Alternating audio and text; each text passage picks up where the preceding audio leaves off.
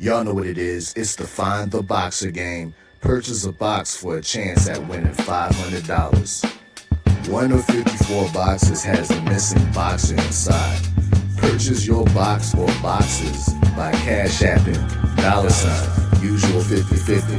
Include your box number, name, and email address. Your box number will be confirmed and sent directly to your email.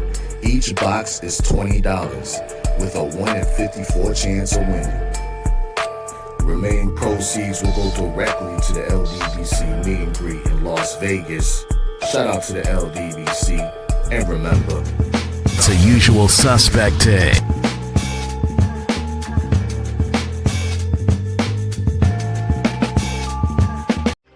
Y'all know what it is. It's the usual suspect 650-50 draw. Buy your tickets now for your chance at winning half the pot. Cash App, $ usual 50/50. Tickets are on sale for $10 for one, $20 for 3 tickets, and $50 for 10 tickets. Put your desired amount, name or alias, as well as your email address, and your tickets will be set. We announce the winning ticket numbers every other Friday on Supreme Beats Boxing Talk Bullshitting on the Beltway, 8:30 p.m. Eastern Time. Remaining proceeds will go directly to the LDBC meet and greet in Las Vegas. Shout out to the LDBC, and remember, it's a usual suspect day. Push the weight and no flex. Flex. The live is 1 in the 6. Fit the runner, boy, you nigga, no question. You would run a motherfucker high stepping. Hey, you never had a big enough weapon. Motherfucker never learned your lesson. I'm an 88 pack nigga. I'm an 88 pack nigga. I mean, day walker, drink blood, fangs out, full moon, motherfucker change like a hoe, nigga. I'm just a nigga from the hood trying to stack a little cheddar for the money. Absolutely. Let's get it, man. We had a wonderful weekend of boxing. Drew Titan Bronx on deck. Shout out to the mighty LDBC. That is the Sensei Stormy B man down there. What's good, Sensei? Yo, what's happening? Salute to everybody. It's been quite a weekend of boxing, man. It's like, wow. You know, you and I, we did a show a few years ago. I think it was about a little over 2.5 years ago, maybe a little longer. And we was like, man, we need more boxing. We need to get boxing on track where we can get some of these high caliber fights and everything. And my goodness, you always say, like, be careful what you ask for. Careful what you ask for. Careful what you ask for. My goodness. It's like there was a little leak in the dam and somebody had put their finger there to hold it up. As soon as they pull the finger out, boom, the deluge just come through. It just came out, man. It just came out. We're going to get through as much of it as we can. Straight off, salute to Freedom's March and that super chat. Much love and appreciation. Y'all make sure y'all go subscribe to my brother. He was cooking. I was able to catch Coach Hudson. I was able to catch Freedom's March and the Queen. Isn't it refreshing to watch those people, man? Man, so refreshing. I mean, and what's interesting is this. I can't see everybody all the time because I'm moving around, you know, life is happening. But it's like when I do log on and somebody's live and I'm like, oh my goodness, let me sit down. And even if I'm still on the move, I can just listen. But it is refreshing to what those people are doing, the names you just dropped, and salute to them. And I wish them all the success and everything. Right, you know. Man. And here's the thing. When I say people of like mind, I need to be clear. Of like mind, meaning that we're talking about the sport. We're not talking about clothing and jewelry. We're talking about the sport. We don't have to agree on who's going to win in a fight. But when I say people of like mind, we're talking about the sport. And it comes from a place of love for the sport. A lot of our anger and frustration, we do share that. The anger and frustration of fights not happening, things being dragged out. People will rather talk about things that don't matter other than making the fight. You know, when I want these chronic D-blowers from around me, and I just want boxing. And that's what we got this weekend. And the best thing is when I get organic outcomes. Now, when I say organic outcome, we're not going to get the outcomes that we want all the time, whether it be by way of the judging or the fighter that we pick to win or have a relationship with. They might not win. But I want boxing. That's it. I want boxing. I want a clean sport, and I want an organic outcome. So salute to Freedom's March. Salute to the queen, my little sis, Sugar Free March. Salute to Coach Hudson, Black Martial Arts Society. All of you who do content, man, much love and appreciation to all of y'all. I see y'all in the chat. Amanaz, Jamel Fareed, Eric Jordan, Rod Neal, Showtime Majors, Jamel Fareed, Black Gun Owners Magazine, Dial Big G, Jalen Hudson, Terrence Bailey, my brother, Paper Route. Salute to all of y'all. Brown on Boxing, Mr. Shelton, always supporting my brother Clarence McClain in the building. Yeah, last night was crazy. So I'm gonna try and go in some order. We'll jump around a bit. Let's talk about,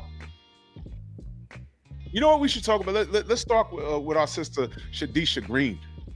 Yeah, I was just about to say, man, ladies first, man. Ladies first. Ladies first. Let's talk about the sister Shadisha Green and Katie Taylor. I'll just give my brief thoughts on that. She showed up, and we talk about stories all the time in the sport, and she has one that I didn't know about until she mentioned it with her team at the end. 2 decades of her putting work into this sport, and you can't talk about this without giving a head nod to Jake Paul. Jake Paul did this, y'all. Jake Paul put this together. Now, of course, the shine that he gets for him getting in the ring and taking on these fights, that's one thing. But like it or not, and I understand why you would hate this, he's put a spotlight on the ladies, and that's all they want. And through him, they're getting their just due. And I respect it. Putting aside him fighting in the ring, that's something else. But he is leaving his mark on the sport. When he walks away from everything, you could say that he did that. Because these women they wouldn't even be on any of these undercards that we saw last night. The only person that probably would be on the undercard would probably be Carissa Shields. And she eclipsed everybody that was on that card. But I got to tell you something, man. I got to shout out Jake Paul for that. Because I watched that whole event. And those women brought it, man. Something that I was watching, there was a premature stoppage, and I wanted to do a solo video on that. And my bad, my apologies. I forget Shorty's name. But I was like, man, that was annoying. So I don't know what was going on there. But Shadisha Green, Katie Taylor is the goods. Katie Taylor is the goods. And Shadisha came in there, and she fought. She fought, man, and you can tell she put in the work. And she got just what she deserved, man. In 20 years, and she's an educated woman, man. She went to school, and she had a deal with her mom. Her mom said, you finish your education. Yeah, Metcalf, that's who that was. You finish your education. If you still want to box, you go ahead and do that. And that's what she did. And I said Katie Taylor. I meant Savannah Marshall. I'm sorry. What the fuck's wrong with me? Anyway, listen. All those white girls look alike. What?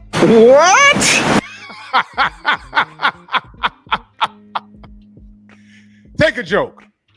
Anyway, Green got a $250,000 bonus too. Wow.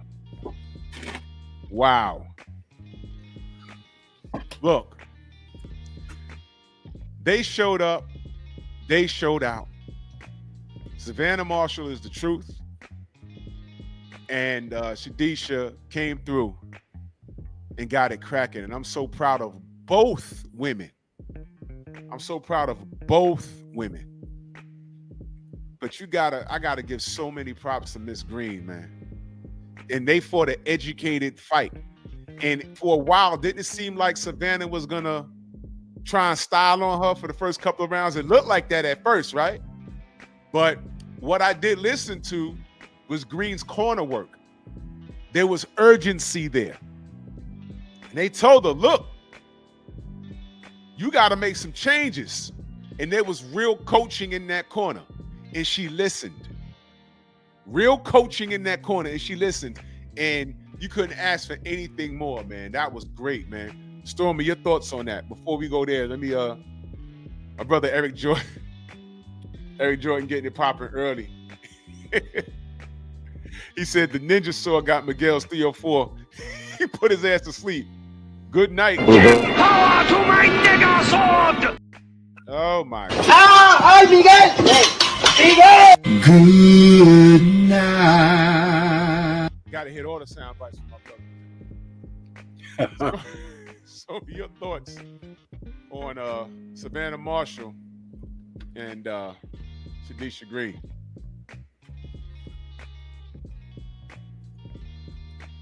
I believe that that card from Friday night is one of the second biggest fight cards for women boxing. The first was the card that took place when Clarissa and Savannah had their showdown a few years ago, which was an all-women's card again. That was where we first got that great fight between Michaela Mayer and Alicia Baumgartner. Caroline Dubois fought on that card. And what followed that was Katie Taylor and Amanda Serrano, their first go around at MSG. Yeah. So the sport of women's boxing has been on a tremendous upward trajectory ever since. And you know, I have done my part to talk about the women of boxing and not just the names that everybody knows. You know, I've been talking about the other names. I've talked about Lauren Price, who's now a champion, a unified champion. I talked about Ellie Scottney, who fought on this card this past Friday. I'm just proud to see that their labor and their efforts are being put before greater audiences. Did you see that stadium? Packed. Packed. Did you see that stadium? That was amazing. And the bouts, you see, because I go back to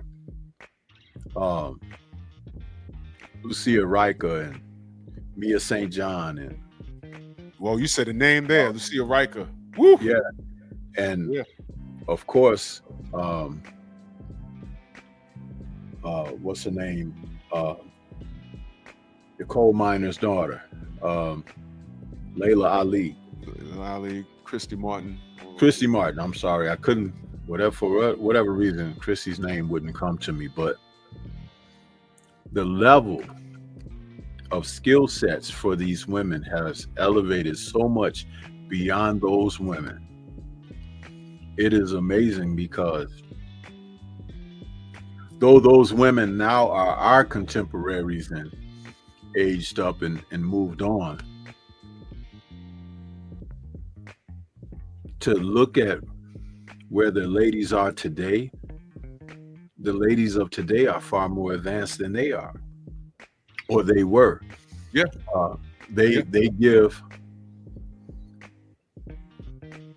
give performances that show us skills, a variety of weaponry with punch placement and everything, footwork. Mm-hmm. They have closed that gap so quickly that it's easy to be dismissive. And let me say this, and I'm glad we're opening up talking about the ladies first, because I want to say this. Women's boxing is not the WNBA, you guys.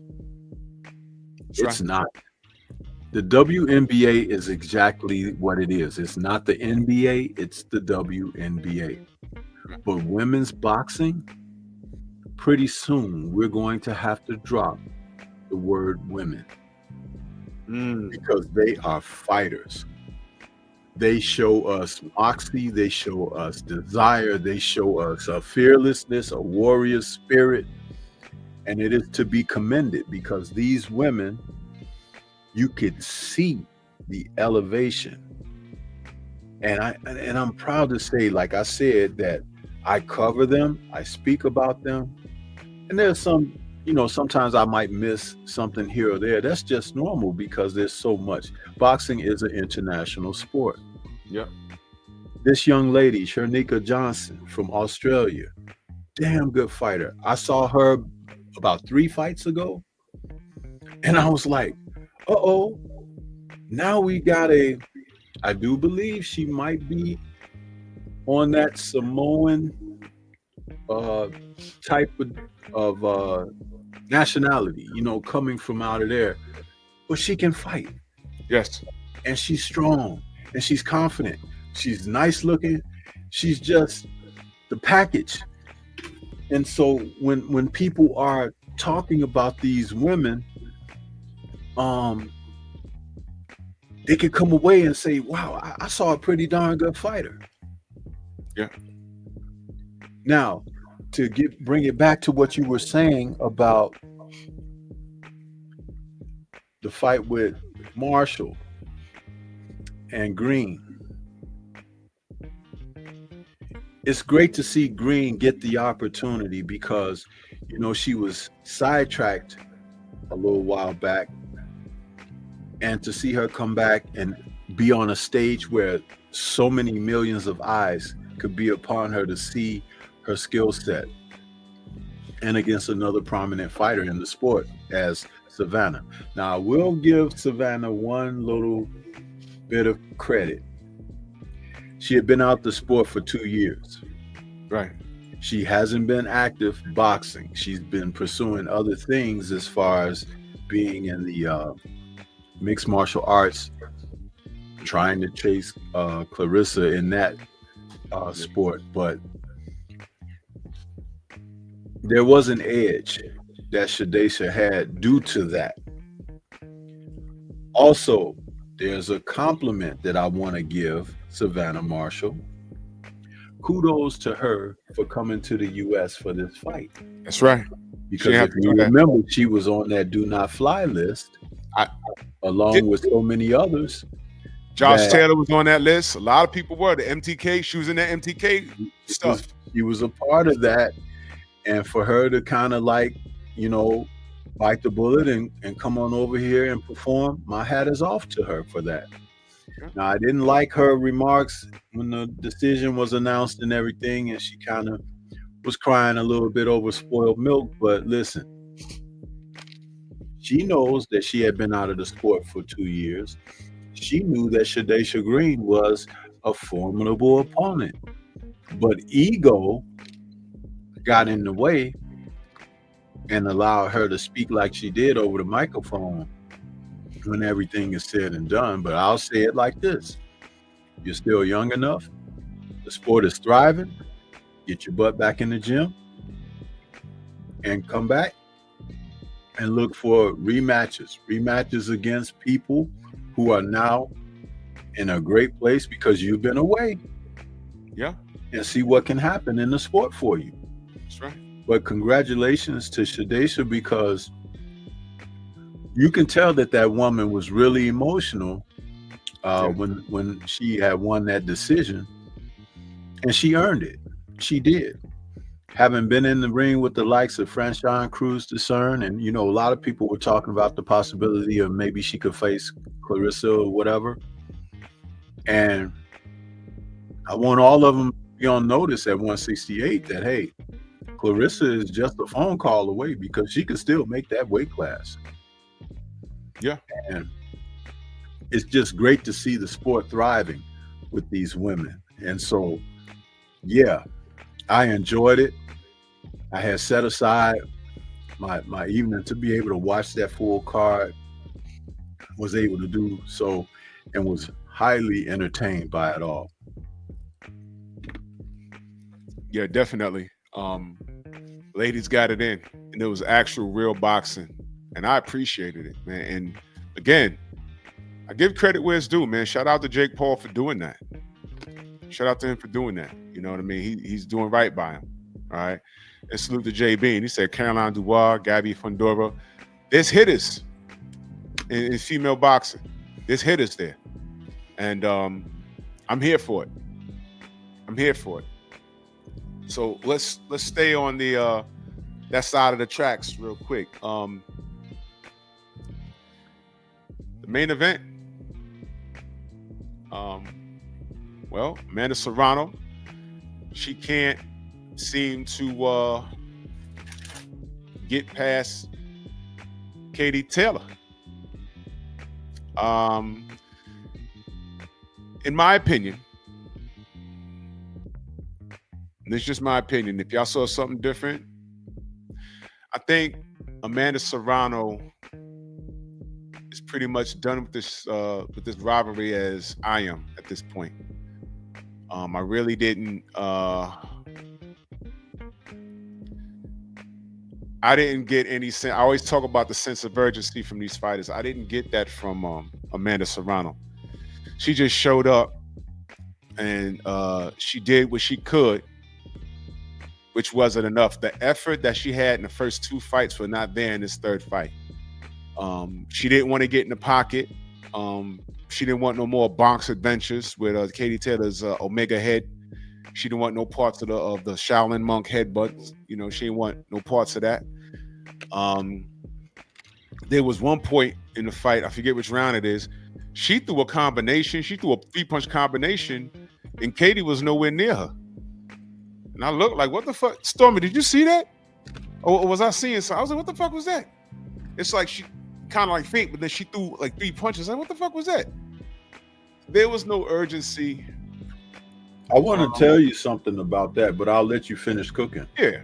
There was no urgency from her, and I think 3 rounds in, she was just going through the motions. She gave a heartfelt, this one for the ladies, and the ladies, we can do it too. And I get it, but I don't know if y'all understand how long Amanda Serrano been around. I don't think y'all understand how many rounds she has in her bag. And I talk about fighters being old in dog years.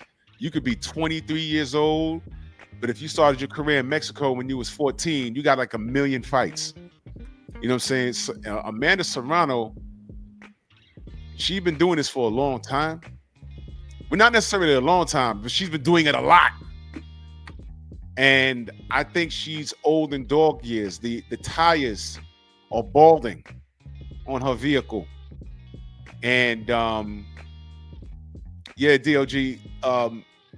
I don't think it's that she's necessarily, you could say she's lost a step, you can say that, but I think that in her mind, I think she's cool with where she is. She wasn't trying to beat Katie Taylor because in the back of her mind, she can't beat her. I think that's her brother-in-law, the dude, the bald-headed dude that's always in her corner, her trainer. Normally, he's all turned up and screaming. He was calm as hell yesterday. So I think they said, look, we're gonna get this money. We're not gonna get do any unnecessary risks. We're not gonna go in the pocket and risk getting your eye cut up again. We're not gonna do that. You know what I'm saying? If you mix it up and you land something, you land something. There was no urgency. You know what I'm saying? It is what it is. So I think Amanda didn't give the best effort. I'm sure her and her camp will tell me different, and that's fine. But based off the first 2 fights, I know she could do better. I just think that she just didn't want to do it. And that's just my opinion. Your thoughts, Sensei?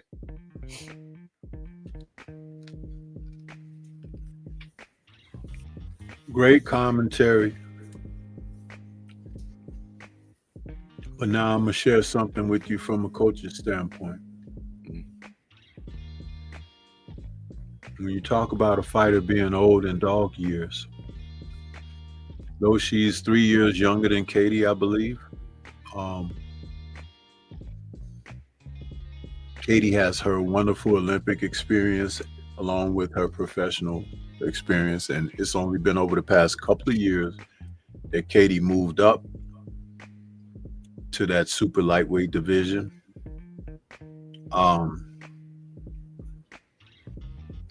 Amanda is a 7-division champion.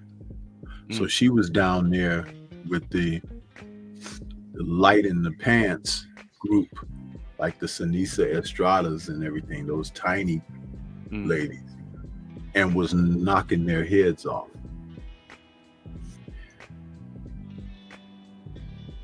I'm going to say something that will not be popular, but all you have to do is think about what I'm about to share with you and you could understand. In women's boxing, we have seen, as I stated earlier, the sport grow in a manner that the skill sets and everything are totally, miles ahead of what it once was when we saw the likes of Layla Ali and Christy Martin and those from that era. Now you have more of the women who are equivalent, and there are those who separate because they're just a bit better. In a career that is winding down, I believe that what we are seeing is our first big name women's division fighter, champion extraordinaire, former champion, Amanda Serrano, is shot.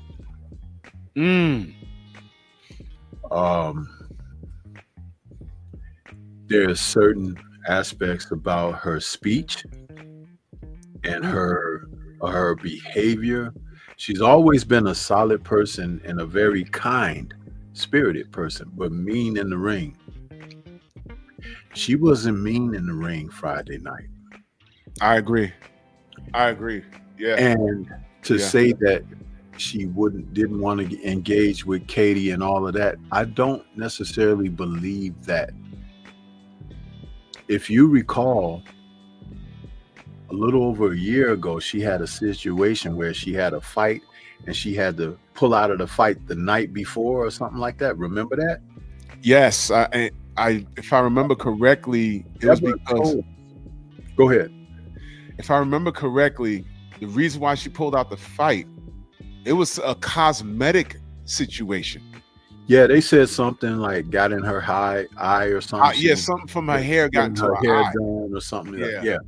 But they never really were upfront about that. Yeah. And it was weird. It was very weird, even to the degree that she cried, Now, we could say that was kind of like, being dramatic because she wanted to show the Puerto Rican people that she wanted to fight there for them and give them the match and all of that. But I saw something a little bit different at that time. You're talking about a fighter with 50 fights. 50 now. 50 fights. You got men in the men's division of boxing that are far younger than her that don't have 50 fights.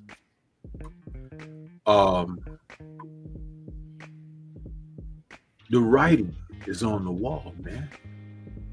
The writing is on the wall. And if she wanted to engage with Katie, I don't believe she had it to do so. Yeah. She wasn't able to change any levels. She wasn't able to bring any intensity. And people could say, oh, yeah, well, she was there for the payday and everything. No, I believe what we are witnessing. See, because it's, legends die hard, man. Yeah. We didn't believe it was over for Ali until it was really over. You know what I'm saying? Yeah. It's happening. It's happening, and we haven't had it happen in women's division of boxing. Layla retired before that stuff got to her like that. Christy Martin had circumstances that were outside of the ring that took her career away, you know. And her story is, oh my good. Christy Martin's story is tragic. If you guys didn't see her story that was on Netflix, It's bad. oh my goodness. I did not know. I had no clue. I remember when it made the news in real time years ago. I do remember. But Yeah. where I'm going with that is there are fighters that we have enjoyed and we saw the best of what they have to offer and everything. And like I said many times, a person can walk up those stairs on a specific night and come down those stairs not the same person who went up. A la Riddick Bowe and Galata. Right after that fight, you heard Riddick sounding crazy. He sounded slurred right after that fight. That's tragic. And I believe that Amanda is the women's example of that now. And if people are smart, they will. And I don't mean this in a malicious way at all. I do not. I love her as a fighter and as a person, as how she's carried herself. But take observation of when it's time to recognize that these ladies need to step away. You see? Yeah. Because we don't think of them like us, you know. Right. But yeah, they have breaking points too for what they do for a living. Again, Deontay said it best. The head wasn't meant to be hit. You know what I mean? Right. And everything. And when those issues begin to kick in, always remember, from the last time you stepped in the ring, it's 3 to 5 years before that damage shows up on you. True story. True story. Yeah. The best thing about Amanda's situation from Friday night's fight is that Katie only wanted the victory. She didn't want to hurt her and wasn't looking to hurt her or go after her. Right. Whereas a younger, more unproven fighter, excuse me, I have to take a drink of water. Let me read this super chat real quick. Main biker in that super chat. He says Shakur Matias saved the night for Puerto Ricans. Yeah, he did. He did. We're gonna get to that. Boxing fan times 4. He said, how could all that fluctuation in weight throughout her career could have affected her body? She would jump up 2 or 3 weight classes, then drop back down. Yeah, that jumping and going up and down in weight, it's really not recommended. It's really not recommended. I agree. But go and finish what you were saying. Yeah, and see, the whole point is, again, we're talking about the women. We never had a standard bearer, right? Nothing to set the bar and say, okay, this is what you're looking at, right? But now you do. It's just that I hope that the community of boxing recognizes this and begin to incorporate something to let people know, okay, we're not telling you you can't box no more. Right. But what we want to do is have more stringent testing and everything, because it's necessary, because women can incur similar injury that men can, but the result could be different. You see, when they had the press conference to launch this fight, she sat on the dais and she was very happy and kind of aloof, but it was almost like she was spacey.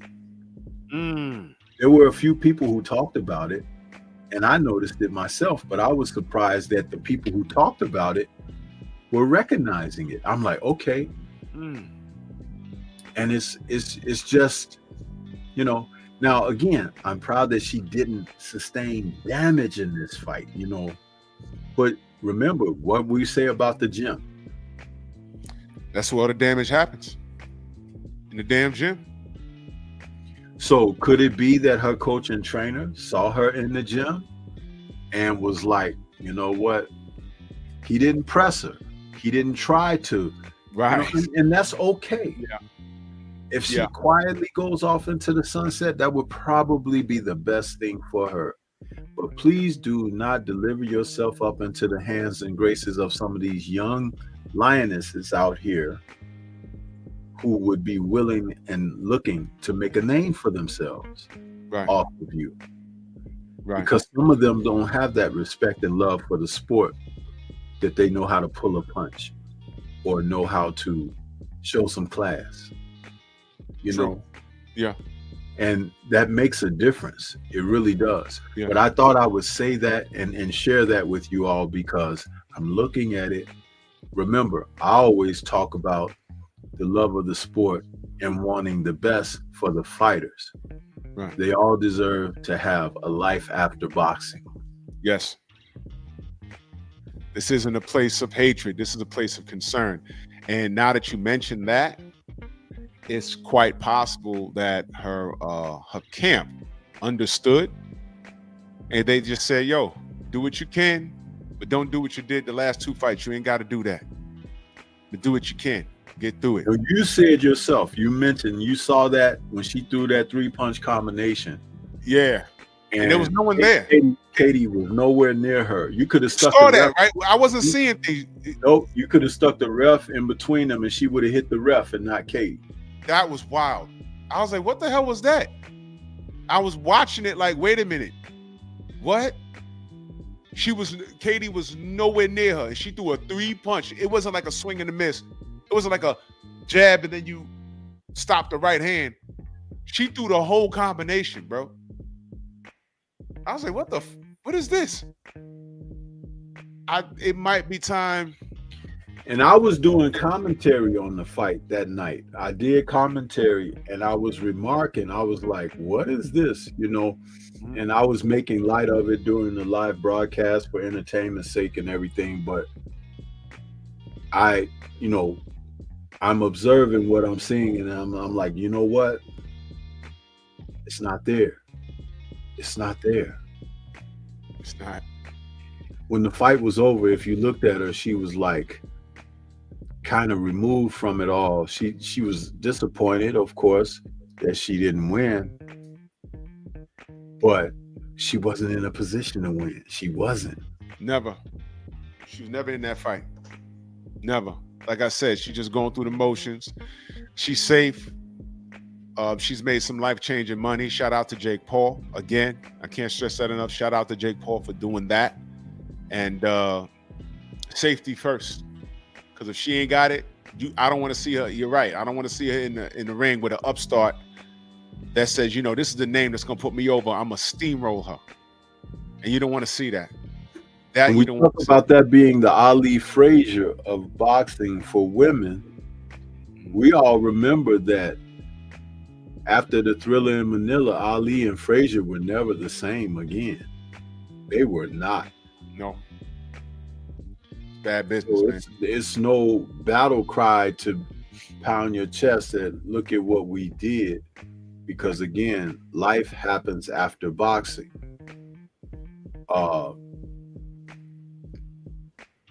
Bo and Holyfield fought a trilogy. And that didn't end well for Holyfield. It was like, you know, it just, you can only go to the well so many times. True story. And it is better that someone be able to guide your career where you are safe kept. Now, like, let's use Canelo as an example. Someone has said close to his camp that Canelo deserves to, you know, pick and choose the fights that he's fought, you know, that he's fighting or whatever as he goes on with his career. Nobody asked him to fight 60-something fights. At all. However, he also cheated during his career. And we don't know how many people he cheated in his career. So I have a different look and viewpoint for him when you talk about oh, well, he should take a couple of safe fights, you know, this and that. No, I want to see him get in there and fight who he needs to fight because, you know, he has had advantages, unseen and seen. And I'm sorry, I'm a realist like that. I want to see one of these guys that he deserves to be in the ring in there and see what happens. Test that metal. If he's really who he has been projected to be, he'll be okay. And if he ain't going to be okay, we know why he ain't okay. Huh? It's about as real as that. Salute to Kawhi Elliott in that super chat. Much love and appreciation. He says, just showing support. Blessings, man. Thank you so much. Thank you so much. Thank you. My brother Clarence says, Alicia wants Katie next. What y'all think? I like it. I like it. I don't know if Alicia Baumgartner wins. I'd pick Katie to win that fight. But Alicia going to show up. I don't think she could win it, though. I think Katie got too many tools. And I'm not saying not to. Alicia Baumgartner? Alicia Baumgartner. Listen, are we talking about her now? I mean, we can real quick. I mean, we can.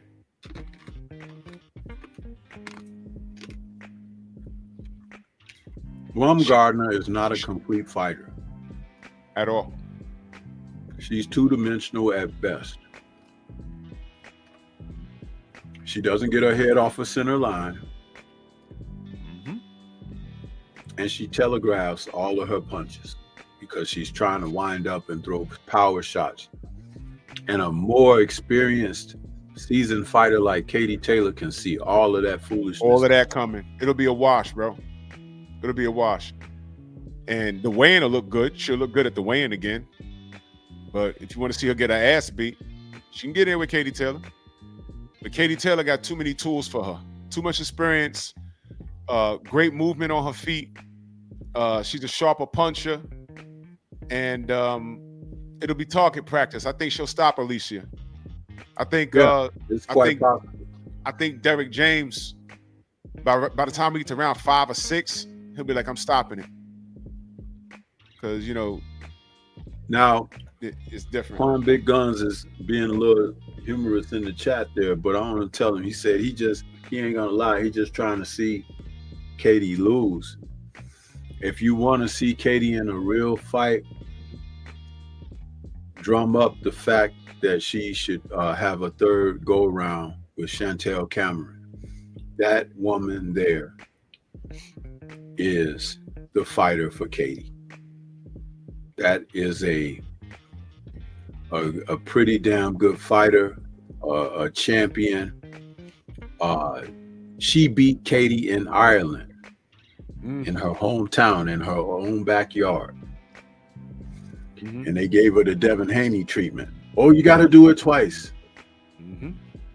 And in the second fight, she knocked Katie down in the first round with a jab to the chest, and they didn't even call it a knockdown. That was crazy. The ref just ignored it. Katie went to the canvas. She got up. The ref wiped her gloves off, and they kept going. He didn't say no knockdown, nothing. He just pretended like she stumbled or something. Mm-hmm. And the headbutts commenced after that. and Chantel looked like Quasimodo when the fight was over. Oh. She had so many lumps and knots on her head, it was ridiculous. Yeah, a lot of these women gonna have brain damage. It's gonna be her fault. I mean, she know how to use that head. For real, for real. Salute to my brother Felix Nunez. He says, if Katie was the same size as Clarissa, who wins? Clarissa. Clarissa wins. Clarissa beats her skill set. It's too much. There's different. You could tell the skill set. All right.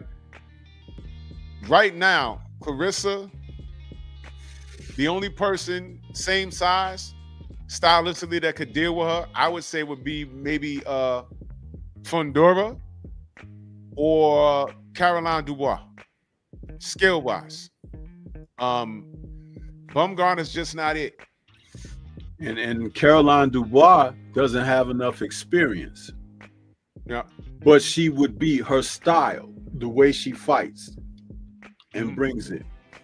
She is definitely a fighter that could, pose competitiveness. But there's one more whom you may overlook, and that's her former Olympic teammate. That's Michaela Mayer. She and Clarissa would be a very good fight. Michaela can box, and she's got that old gentleman, Al, as her trainer, and she listens to her coach and trainer. Now, there is a possibility, they've spoken about it, that they can meet at a catch weight. But I'm not saying I'm pushing for that. I'm just saying, knowing what's out there, and you're talking about the talent pool. But there are still plenty of fights for all the other women to get together and do their thing. True story. So salute to the women. They did their thing this weekend. I'm so proud of them. They did. I'm proud of them. And I would love to see more. They did their thing. And one last comment on someone who was on that card that signed late. That Ellie Scottney, bro. She's a damn good fighter. And you guys keep your ear out for her, because you're going to hear more about her. Scottney is the goods. No diggity doubt. Women's boxing, please. Yeah, Tim. All right. So let's get to the rest of this stuff. Let's see. I want to talk about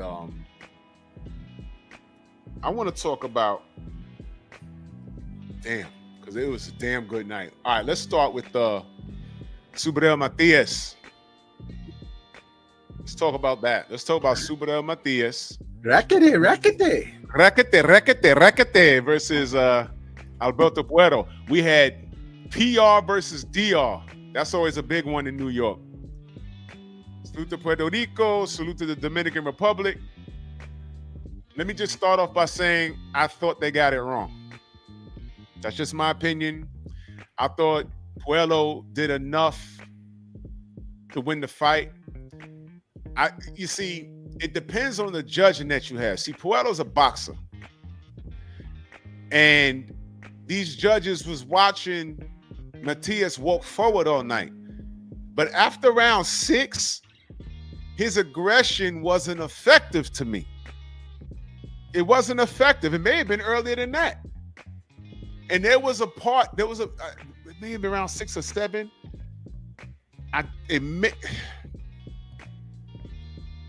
Puello threw an uppercut and launched his head. And Matias was out on his feet, but all he knew was one direction. He kept walking forward. And I said, go get him. But Puello was kind of fatigued, and Puello's not a puncher. But I think in the championship rounds, Matias was just walking forward and being busy, but Puello was slipping, countering, and when they matched up, when things got even, I think Puello did better work. The only thing is, when these goddamn judges, when all they see is a fighter walking forward, they miss everything else. Now, look, this is just my opinion. I'm not saying robbery. I'm just saying I scored it for Puello. I rate defense. I rate effective aggression. That's a criteria. It was effective earlier, but as the fight went on, the aggression wasn't as effective. He was just walking forward and he was actually smothering his own work. And it looked nice, but I'm watching it. I'm watching what's happening. And I'm like, man, the other thing is Puello's not a puncher. So he didn't have enough pop to keep Subriel, or he didn't give nothing. Subriel didn't respect his power at all. I'm just saying I scored it the other way. I thought Puello did enough to win the fight, but I also am saying I understand a judge's thought process. They just saw Matias walking forward like Jason Voorhees and just swinging. He ain't take his foot off the gas not one time. And I'm gonna tell you this. I'm gonna break the Devin Haney glass. I'm also gonna break the Tank Davis glass. I'm also gonna break the Teofimo Lopez glass. I'm also gonna break the Shakur glass. If y'all think Subriel Matias could compete with those 4 names I mentioned, you're bugging. Not like that. Not like that. That wasn't a killer I saw last night. I don't care who he deleted in the ring. That happens. That guy that I saw at 135, he's waiting to get countered. Morrell just didn't have enough crack to keep him honest. That's it. You think he's in a mall tank like that? That's a knockout waiting to happen. Shakur will pick him off. Devin will pick him off. I'm going to tell you what's a good fight for him. Pitbull Cruz. That's exciting. But he got to fight next. Stormy, what's this guy that they just made the fight at the end of this one? What's the British dude? What's his name? Smith. Yeah, Sam Smith. Smith? Yeah. I'm telling you. I did some homework on this dude. Do not be surprised. And look, don't call me a hater. Don't say you wishing. I'm not wishing bad on him. I'm just telling you what I saw. Do not be surprised if Matias go in there with this dude and this dude flatline him. I was not impressed with Matias' performance. He won it, but I was not impressed, man. Stormy, your thoughts? Well,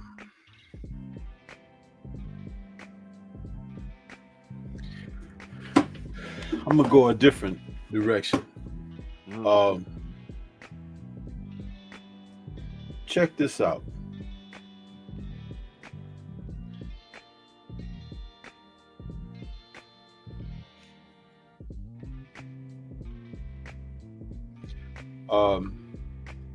If Subriel won that fight and Puello was boxing his boots off, if he won that fight, why Williams Zepeda didn't win? I don't think they're paying attention, Stormy. Say it again. Say it slow for the people in the back, and then explain. If Subriel won that fight, for those of you, I saw it. He was more active. He was, he pushed him. He was on his butt all night long. What was the difference between that and the Shakur Stevenson fight?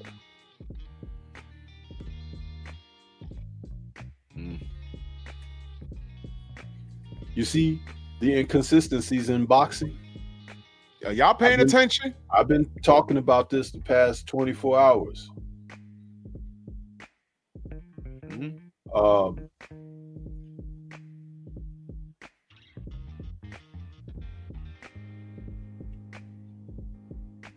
The thing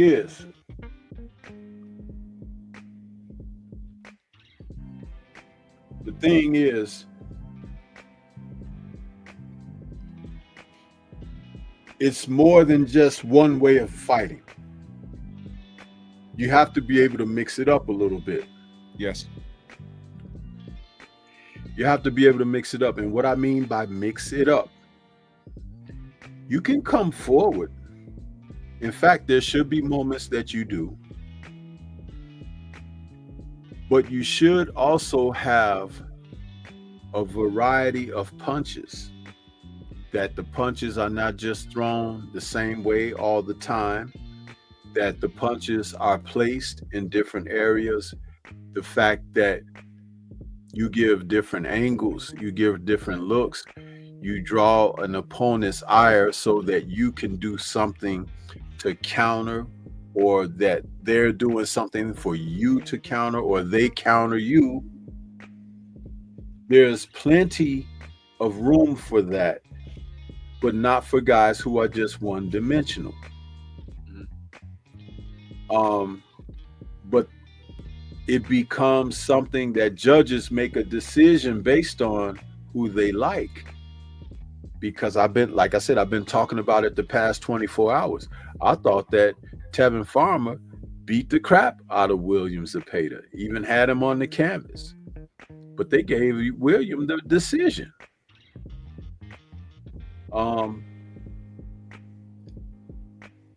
Puello was picking him apart. Somebody was hitting him. His eyes were jacked up from somebody punching him, and the ref never threw any punches. His shape in the later portion of the rounds, he was falling apart. Yeah. His defense was non-existent. Remember, early in the fight when he called himself so-called walking Puello down, his hands were up like this. Later in the fight, his hands dropped beneath his Man, I said that, bro. And he's just walking in and taking shots. Just because Puello isn't a KO puncher, you don't penalize him for not knocking the guy out. You're supposed to score the punches being landed, okay? And I saw Puello landing a lot of good shots on him. I saw Puello banging him to the body, drawing his stamina away from him. In a couple of moments between, I guess that was somewhere between rounds 10 through 12, there were a couple of moments that he had Matias kind of on Queer Street a little bit. And I could see these things. What are you guys looking at? I know that there are fighters who can pop a little more than Puello, but I don't know that all of them can box as good as Puello. It used to be you got to knock the champ out to win. Puello was in nowhere, shape, or form near being knocked out by Matias. Nowhere. At all. And he did fight enough to retain his title. He fought enough. I scored that fight 8 rounds to 4 for Puello. I don't have a dog in the fight. I'm watching boxing.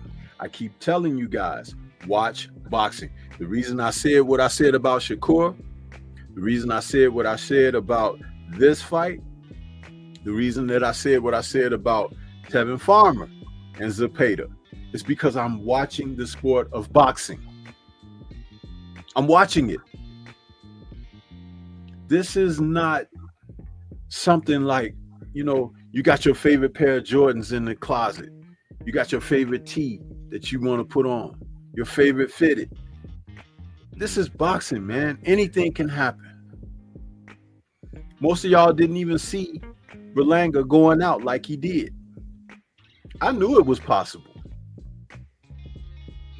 Drew knew it was possible. We had said that the guy did all this talking and huffing and puffing, and you better hope that he can fight as good as he's talking. But what happened? Well, we gonna get to it. We're gonna get to it. No, but I'm just saying, Yeah. it's about watching the sport, not about watching what you like. Watching what you like keeps your mind closed.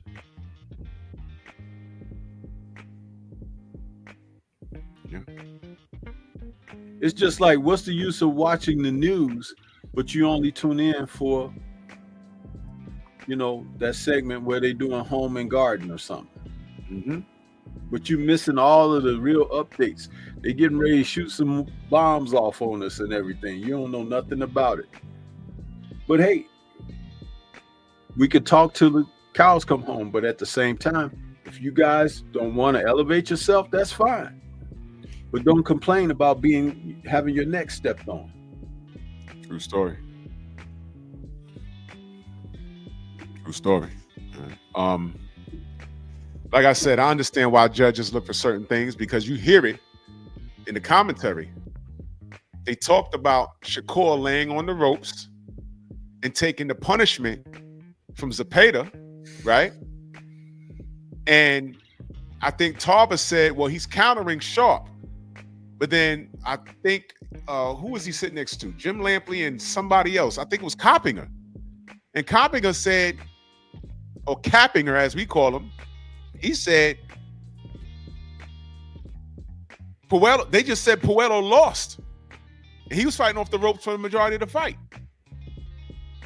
And Tarver was like, I don't want Shakur on the ropes. He said it. But then I think Cappinger said, but these are three different judges. So those three men sitting in the booth were kind of like confused of what what the judges, how they were going to view it. Now, true, Shakur's more slick. Shakur's more of the sharper puncher. It didn't look as sloppy in the clinch. But what I'm saying is, if Shakur did enough to get the nod, in my opinion, so did Puello. But Yes. we can agree to disagree.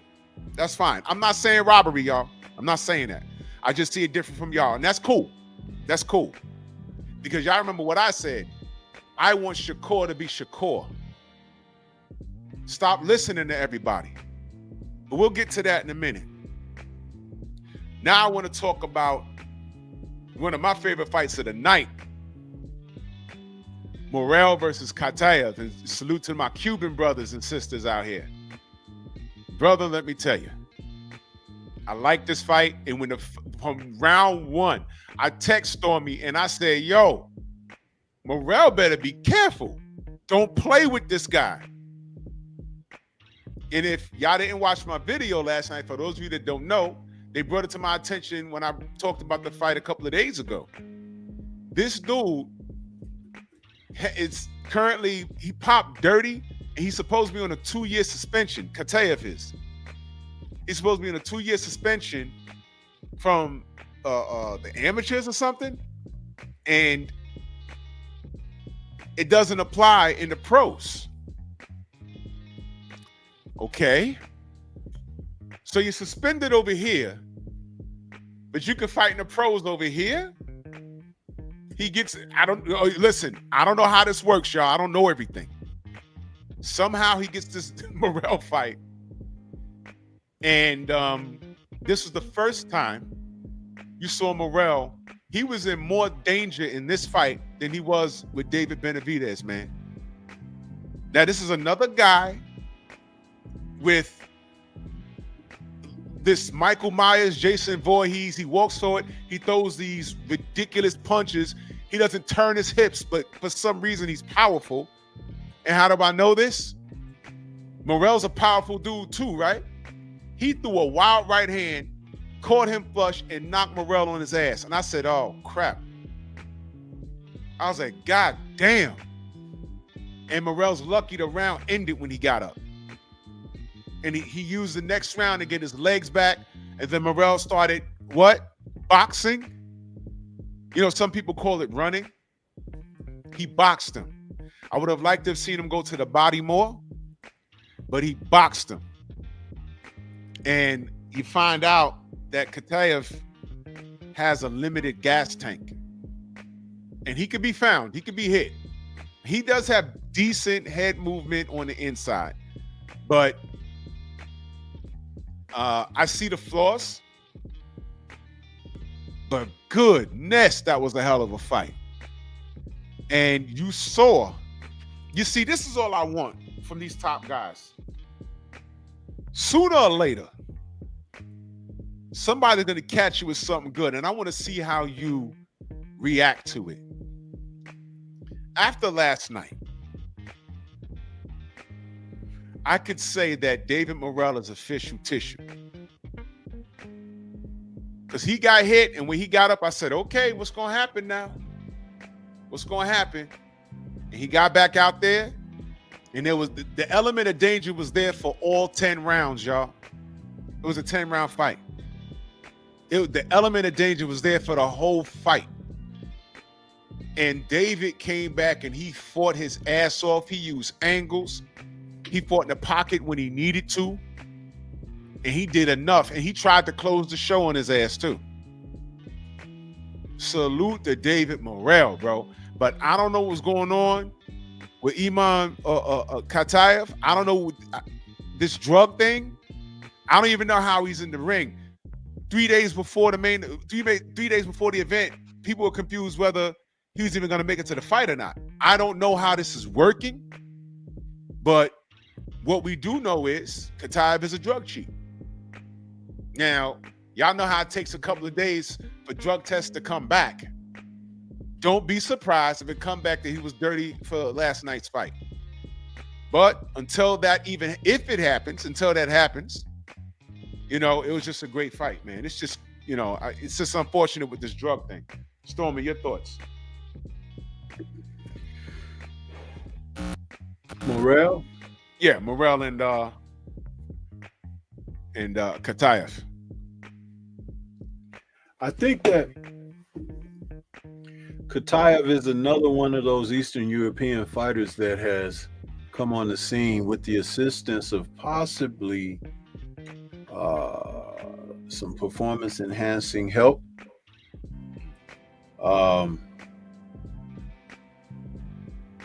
He's proven that he can take something.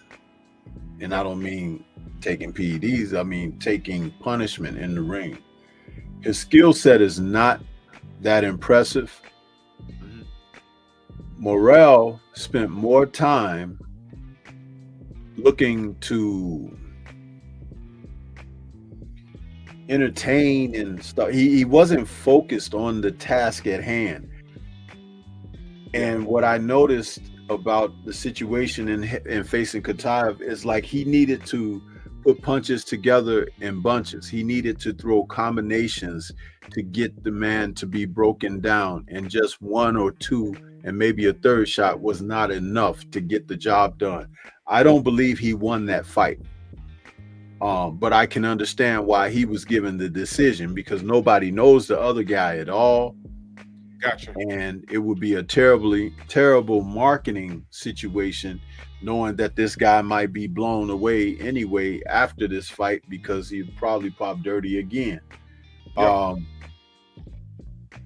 I just believe that Morrell has taken a different turn with his loss to Benavidez. I think he's completely aloof and not into being sharply focused. He's doing this dancing and stuff while boxing, and I've seen him do that in the gym too. They may think that makes him comfortable or whatever, but you're gonna get knocked on your behind like he did in the fifth round of this fight. Yeah. I think that one more performance like that, and I'll be able to say he won't elevate beyond the point where he is. One more performance like that. I need to see him again one more time, because this was the first fight, if I'm not mistaken, since the Benavidez fight. But if that young man can't focus up, if he can't go in there and be intense and sharp for 10 to 12 rounds, you're going to see more performances like last night, and you're going to see other fighters who will have opportunities like last night. Yeah.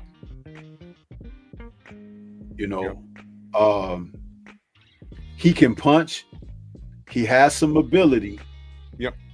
But dude, his focus is not there. It's like it's almost like you ever gone to school with guys and you can see a couple of them dudes, they just have natural talent. They could be like, man, you could go to college and have a college basketball career or something, right? Two guys like that. But their head is just not in it. There. In it. Yep. And they have this talent. Guy can jump 50 inches off the floor. He could handle a ball and palm it and do all this stuff. And you don't understand, like, man, I work hard every day and I can't get my skill level up. And that's just a talent, a blessing. Morrell has that kind of a thing going for him.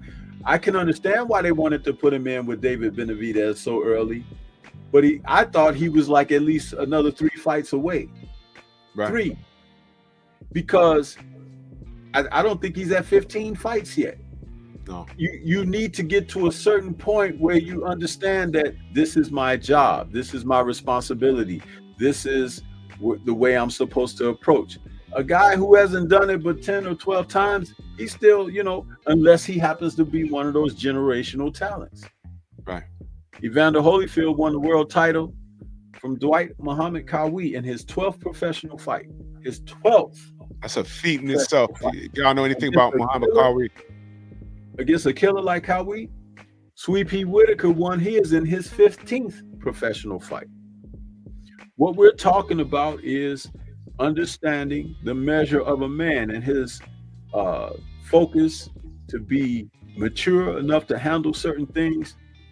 Morrell is probably not mature enough to handle a lot of things, but he's just one of those talents that you're looking at him in the gym saying, man, we can make some money with this kid. But you don't have any idea about how, because the mental is not where it should be, it could blow up on any given time, on any given night.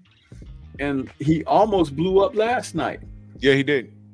Now, I didn't give my my assessment of what I thought he won or not. What I was really talking about was the fact that he was tested. He got knocked on his ass and he was legitimately hurt. And he was able to persevere. And he even he came back to the point where he was trying to close the show. Now, do I think he won the fight? Again, just like the Puello fight, I'm not mad at the outcome. But I wouldn't have been mad if they said Kataev won.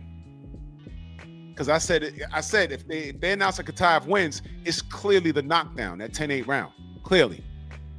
So I'm giving him props because he came back after being knocked on his ass.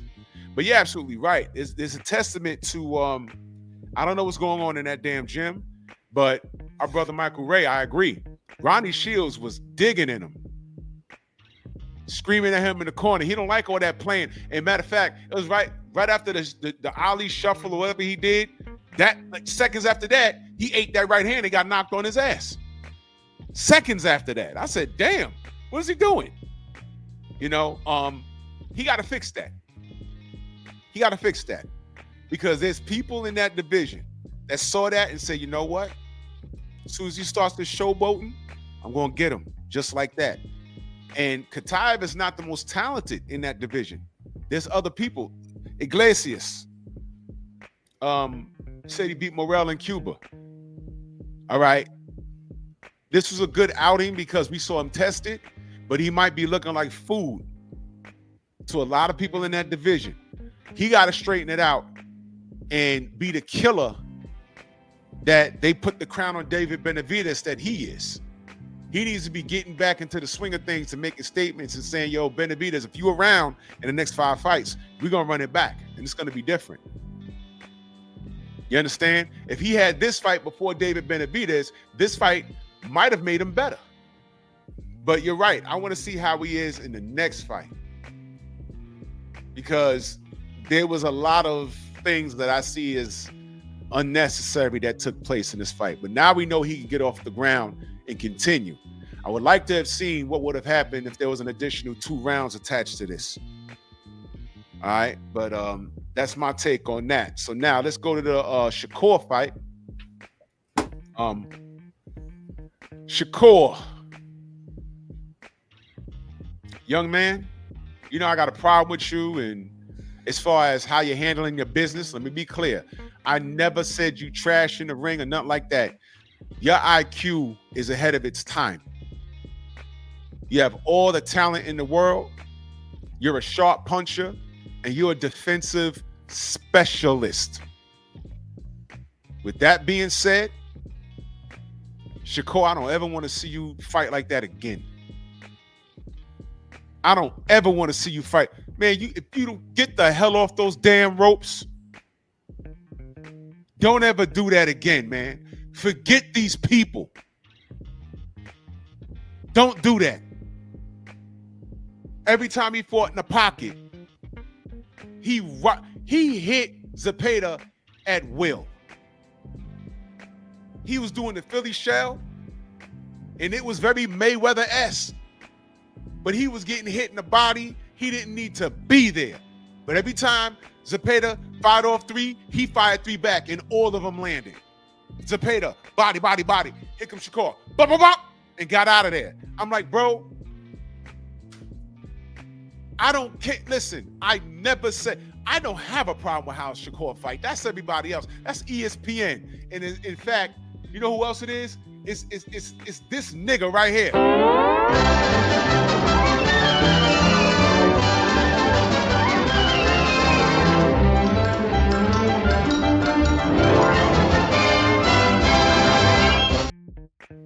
Cooney Tunes.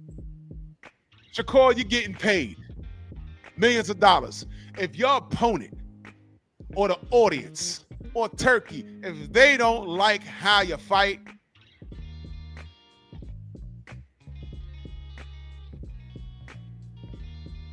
it's called the sweet science, hit and not get hit. If they cannot stop you,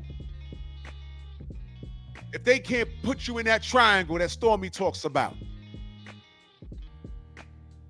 that's their fault. Ain't got nothing to do with you. You do it until we visibly can watch the fight and say, yo, they just robbed Shakur. You fight your fight. I don't ever want to see you on those ropes again like that, young man, because you're better than that. These people don't respect you. And shout out to Coach Hudson, because he spoke on this. Shakur, someone needs to sit down and tell you what this is, because I know you don't know. You have a high IQ, but you know what you don't have? You don't have that history lesson. You really don't know what's going on. Now, they could praise you for all of this stuff, for being a warrior last night, but you wore shades in your post fight. I never seen that. You know why? Zepeda done clocked you in your face at some point. He cut your eye, bro. Now, what happens if that's Edwin De Los Santos hitting you? You're going to get more than a cut, brother. You're going to get more than a cut. I don't care what anyone says. You fight your fight. Floyd Mayweather didn't give a damn about what any of you goddamn niggas said. Because y'all just wanted his head on a pike. Coach Hutchins said earlier, when Floyd fought Miguel Cotto, and they said his legs were gone after that fight because he stood in the pocket. That was the fight where as soon as it was over, he had to go do some time in prison. Okay. Cotto was hitting him with a jab, bust up his nose. When they put the camera on Floyd's corner and they saw him wiping off the blood off his nose, the audience went crazy. I remember that. I said, it's a bloody nose. It happens. No. It's Floyd Mayweather's bloody nose. Shakur, young man, listen to me. They want more than a bloody nose on you.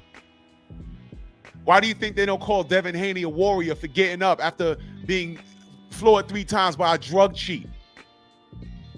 Why do you think they keep saying, I can't unsee a left hook? Wait a minute, he got up off the ground off of a cheetah 3 times. If it was Devin Rodriguez Ramirez, they'd call him a warrior. Where's the lie? Shakur, you're not Puerto Rican enough, bruh. You're black. Fight your fight. I don't ever want to see you on the ropes like that ever again. Don't give it to them.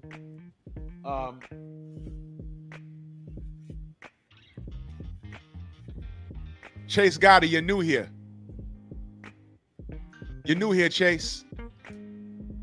Nobody in my chat that I could think of, or me, I never said Shakur was boring. Not here. I said that's Edwin De Los Santos' fault. He can't put him in the trap. That's ESPN's fault for showing people leaving. That was Cam and Mace sleeping during his fights, and that was them with the memes. That was never me. That was never me. And I said, how dare all of y'all say that about Shakur? Beat him. You don't like how he fights? I said that about Floyd for like a decade and some change. You don't like how he fights? Beat him. And nobody did it. Salute the Boxing Fan ×4 in that super chat. He says, why these young dudes think imitating Mayweather is the only way to be defensive? That way, a lot of young fighters be getting cooked out there. Yeah, well, you know, when you try and imitate somebody in the ring and you lack that talent, you're gonna get killed. You're gonna get killed. You would never take a kid into the gym and train him to fight exactly like Roy Jones Jr. because unless he has that same prime Roy Jones athletic ability, you're gonna get that kid killed. Nobody could do what Roy Jones was able to do in his prime. Nobody. You would literally train a fighter to get killed. So Shakur, you proved your point that you a dog. Not really, because Zepeda's not a puncher like that. But the way you laying on the ropes, excuse me, bro. You better not do that against a Tank Davis. You better not do that against a Edwin De Los Santos. Shakur, don't ever do that again. These people want, because the second someone go upside your head and you fall, even if you come back and win, they're going to remind you for the rest of your life that you got knocked down in that fight. Salute to my queen, my sister, Sugar Free Mars. She says, my big bro, keep cooking. I'm on a job. Exactly, man, biker. Don't do that against Pitbull Cruz. None of that. You turn them, you spin them, you be Shakur. Because that wasn't Shakur last night. Don't do that shit. Sensei, your thoughts? Well,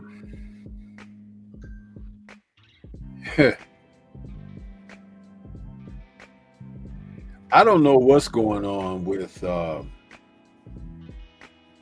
Shakur.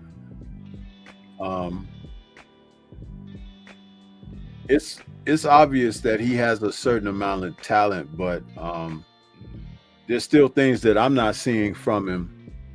Like, did you see him make any adjustments last night? No, there was no adjustments. He fought one fucking way. Yeah. It was concerning. Yeah, no adjustments. But he tells anybody who will listen that he feels that he's the best fighter in the sport, right? That he's the best boxer in the game. Where was the initiative to change things up, maybe walk Zepeda down a little bit, you know, change your guard in position and walk him down, back him up? Yep. We didn't see that. Where was the elusiveness of hit and not be hit? That wasn't there. Yep. Where was the dynamic footwork that could make Zepeda look silly and stumble over himself and things of that nature? That wasn't there. What we did see was him try to prove a point that he could stand in with them and, you know, not run, not get out of the way and try to fight back, but at a extreme cost. And to me, that speaks more about he's worried about something someone thinks or has said about him externally. When the bell rings, all the external stuff has to go out the window. It's supposed to be what you and your trainers and everything have prepped for. That's what it's supposed to be. Earlier this morning, I was watching a fight between Ezzard Charles and Jersey Joe Walcott. And what I was marveling at was the fact that these two men, when the bell rang to start the round, they were in the center of the ring. They were circling one another, picking their shots, probing. They at moments they might clinch and they break their clinch and they get right back. But it was, you could see the wheels turning in both men's heads. Sometimes you watch these guys like Shakur and Zepeda last night, particularly Zepeda, when I'm about to make this comment, he was just throwing punches ad nauseum, just firing. Yeah. What do you hope to accomplish with that? What do you, are you throwing this shot to set that shot up? Are you throwing this shot to open something else up? You know, no purpose. And then everybody's got their chin up in the air. Shakur's chin was up in the air. Zapeda's chin was up in the air.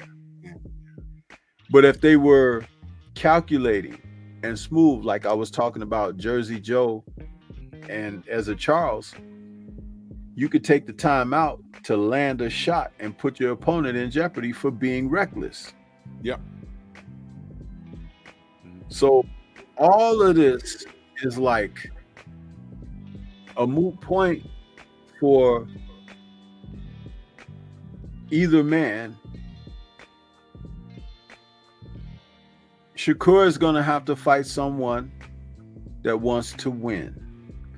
I'm not so certain that Zepeda wanted to win outside of trying to make it look like he could get after him.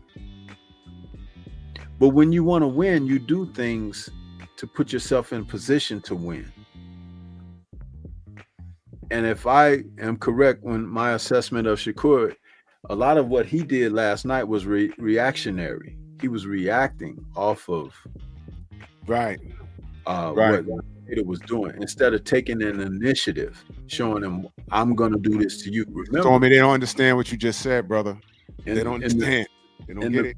In the presser, he was talking about he was going to put belt to ass. Okay, well, I never saw that. I never saw that. He was reacting. He wasn't initiating. He was reacting.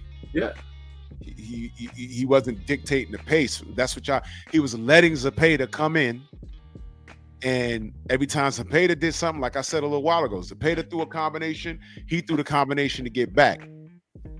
But he dictated, not dictated, he allowed Zepeda to get into this fight. He absolutely did. Yeah, I mean, when I scored it, I gave him the first round, and then I gave Zepeda like 3-4 rounds straight after that. I'm like, in one of those rounds, he rocked Shakur. He hurt him. I'm like, this is not a good start. But I don't know, man. Like I said, Tevin Farmer fought much better. He fought on the inside, he fought from the outside. He dropped the guy. Made it to the distance, and they still just gave the decision to Zepeda. Yeah. And I'm like, how? I don't know. This. I mean, did it look cleaner? I don't think so. Because I'm looking at punches land. I'm looking at defense. And look, man. Look, I ain't gonna belabor the point. Shakur, don't ever do that stupid shit again, bro. You don't need to. You're better than that. You didn't have to do that. And now you at a goddamn press conference with shades on. And what happens if somebody go upside your head? I just said, you better not be. If you get a tank fight, you can't do that. He's gonna knock your fucking head off, bro. He's gonna knock your head off. You run it back with Edmund De Los Santos, you're gonna get your head knocked off. But there's something to be said to the brother Eden. He says Shakur dug his own grave cutting jigs when he tried to use Dev's pound of flesh to get in good with Massa, so I could care less about Twitter son. Now, that I agree with. 100%. But I'm on record saying, as far as boxing goes, he's better than that, and not to do that. If he decides to do that again against these killers, and whatever happens, I'm removed. Yo, I didn't have no horse in this race. I was just watching it. And I'm watching it like, why is he doing that? He's better than that. So me, being on code, just remember, Drew said, Shakur, don't do that shit again. You don't need to do that. If he decides to do it again and he gets flatlined, remember this show. Remember the Sunday after the Zepeda fight, where I said, yo, y'all remember when I told him not to do that shit? Now look, man, it is what it is. And that's all I'm going to say about that. We saw it. Don't do it again. You don't need to. So now, Lost with Will, salute, man. And salute to Bo One. Salute to you, brother.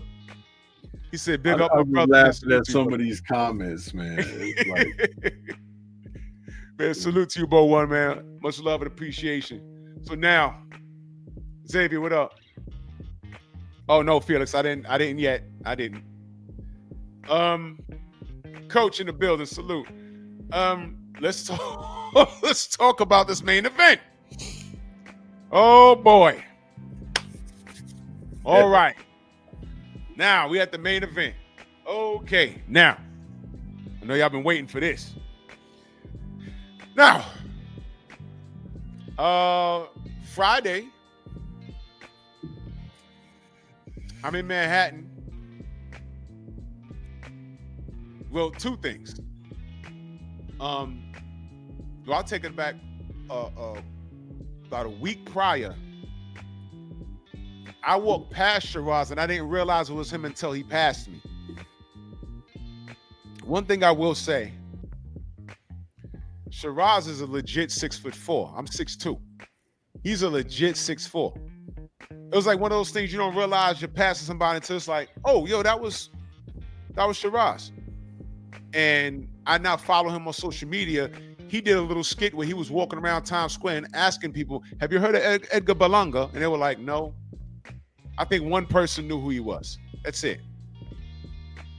So the Brits are here doing that shit again. The reason why I'm bringing up size is because when he walked to that damn ring and that bell rang and him and Berlanga met in the middle, you know what feeling I had?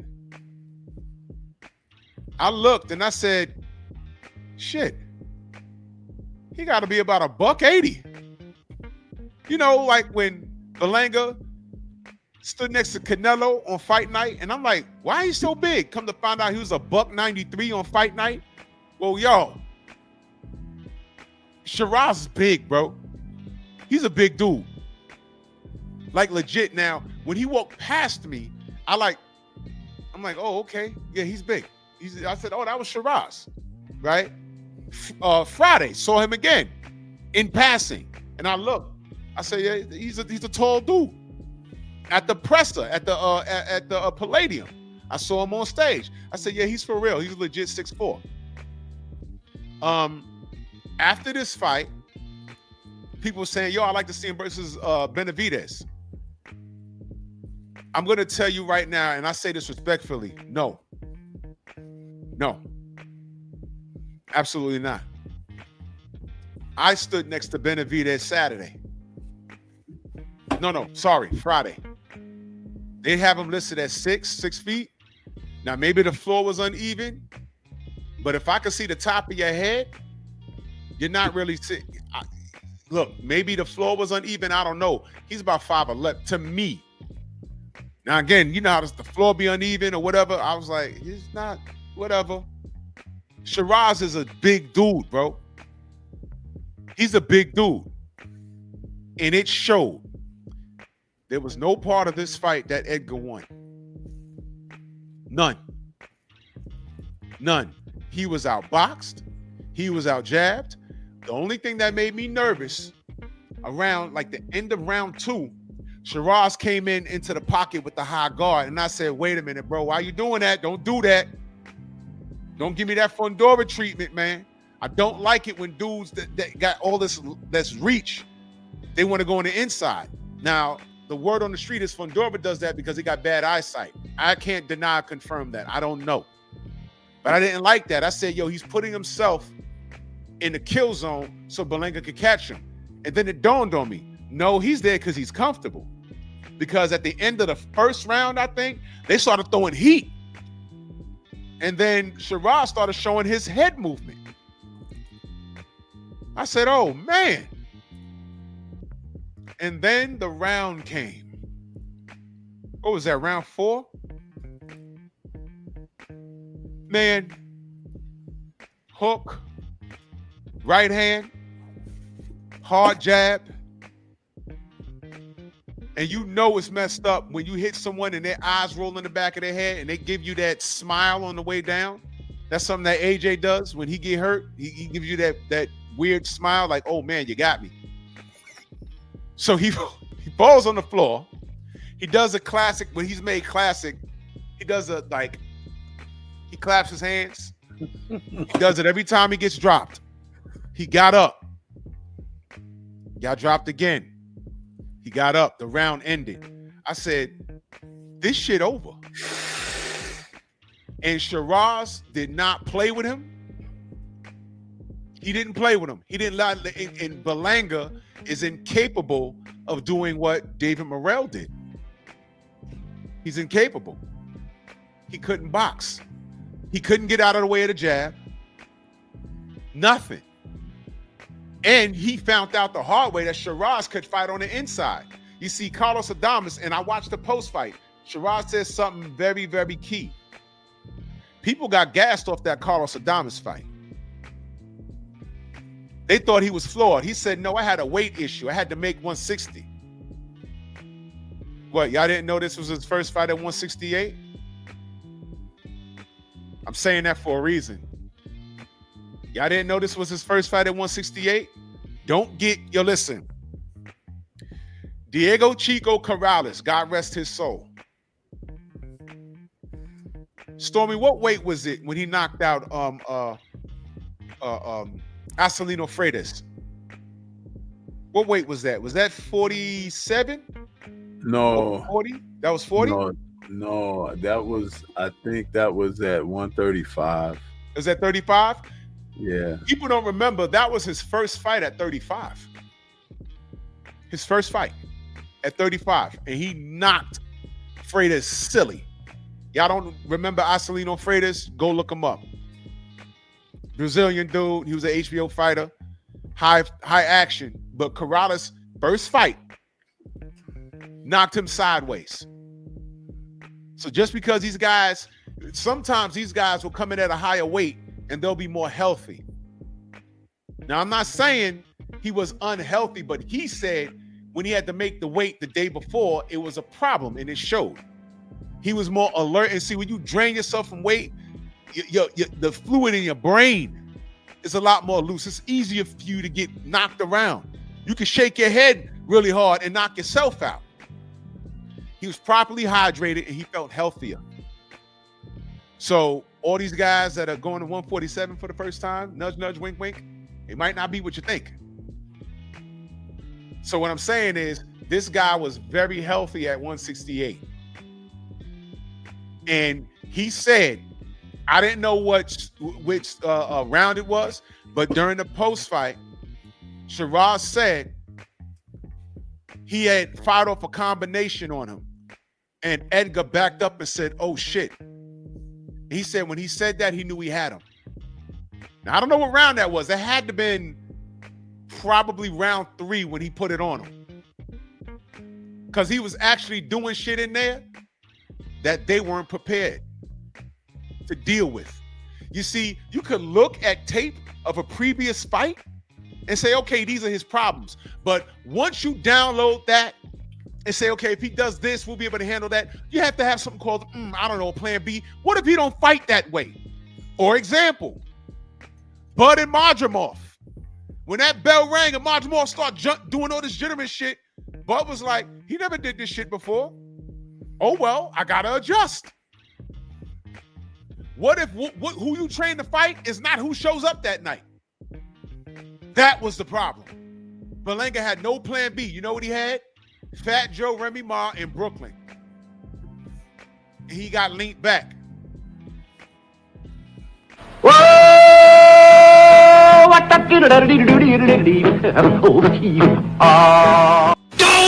Shout out to Brooklyn. Stormy, your thoughts?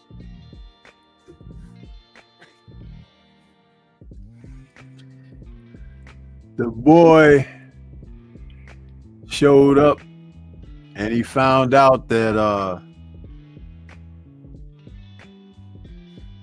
there are levels. Yeah. There are levels.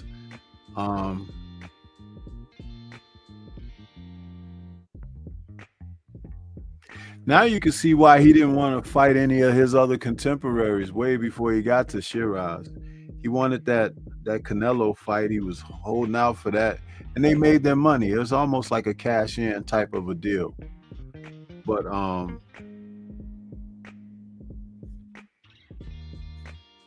I noticed that when they were going to have this fight, he immediately started talking mess about Sheeraz.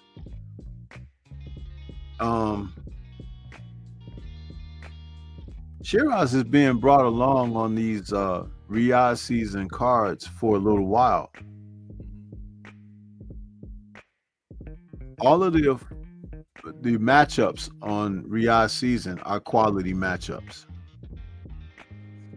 Even when he got in there against Ammo Williams, I'm like, okay, Williams is in there with a guy that I don't know a lot about, but it's like, if he don't have his head on tight, it's like this can go south for him, and is exactly what happened.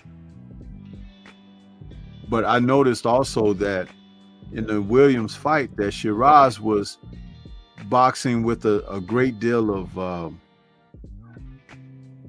discipline. But when he seemed to hurt Williams, it became a natural thing for him to flip that switch and go for it. Same thing happened here with Berlanga. Berlanga wasn't prepared to box. He wasn't.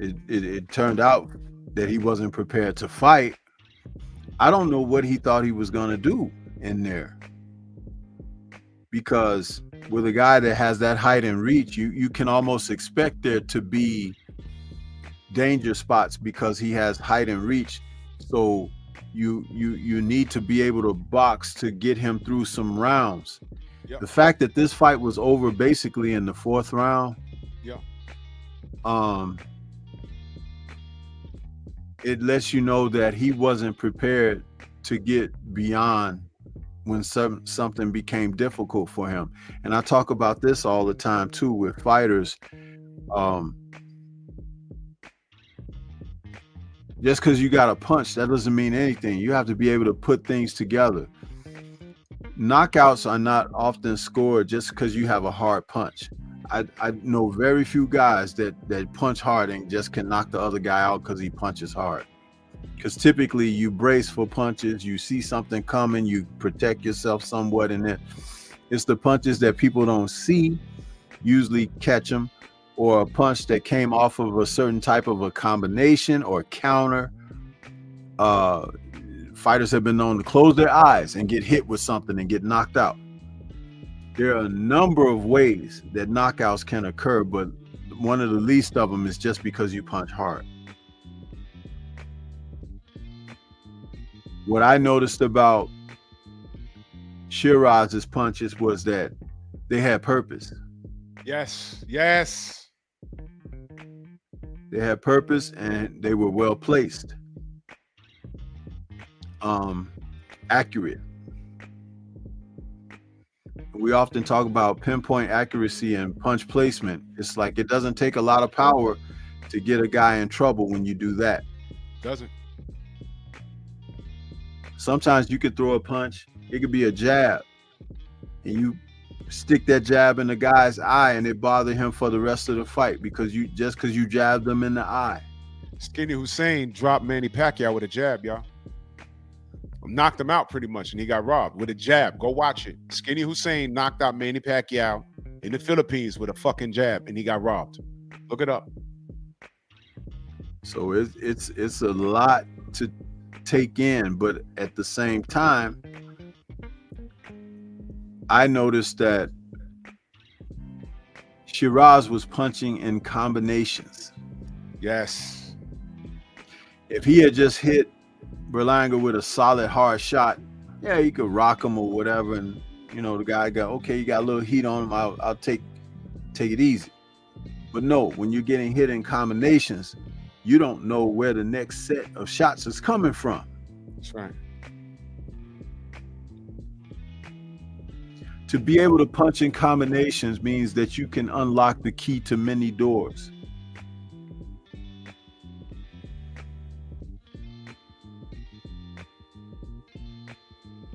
Yeah. You know what? You know what else, Stormy? With all of that being said and being truth, that's the absolute truth. You know what I think the worst part of this is? It's not that Berlanga wasn't in shape. I still don't think he had the talent to box with Sheeraz. Sheeraz was too big. He was too rangy. You know what really killed him? He didn't respect Sheeraz at all. He didn't respect him at all. He really, because I was watching how he spoke to him, spoke about him. Berlanga, you know, with all of this King of New York talk, he really thinks he's a rock star like that. I'm just saying, look, whoever you think you are, just prove it. What's the problem with that? And he did not respect Sheeraz. He really thought that, yeah, I'm gonna go in there and I'm just gonna close the distance on this tall kid and I'm gonna beat the shit out of him. That's what he thought. And when Sheeraz said there was a part of the fight where he hit him, and Berlanga said, "Oh shit!" Like in the ring now, and he wasn't trolling. Sheeraz said, "No, there was a part where I hit him, and he backed up and was like, oh shit." He said, "I knew I had him." Now it was only this fight was only 4 rounds. You found out that early that what you thought you was going up against isn't that. When you got back to your corner, what did they tell you to do? Because I don't recall hearing anything, because I was like in awe of everything. I was like, what's going on? And you know what was going on? Like, I didn't give a prediction for the fight, but I did in my mind. I said, yo, Sheeraz gonna win. I just didn't think he would win how he won. What I thought that he'd take Berlanga into deep water and make Berlanga be in a position where his corner's telling him, yo, you need a knockout to win. And in the championship rounds, he'd run out there and try and get busy, and then he'd eat something and either get knocked out or eat something and get dropped. And that'll solidify a unanimous decision for Sheeraz. That's what I thought would happen. But I didn't think that Berlanga would get offed that early. He got dominated, bruh. And I'm gonna ask the infamous question after I read these super chats. Salute to Main Biker. He says, Berlanga couldn't bite Hamza in arguing with Oscar. Oscar already trolled him. I saw it on Instagram. And he did it while wearing a wig. Bro, this is crazy. He put on the wig. And he said, "You're really Puerto Rican." It was crazy. Oscar, bro, it's horrible. My brother Thomas in the building, he said 4 years strong. Rackete, rackete, rackete. Salute to you, brother.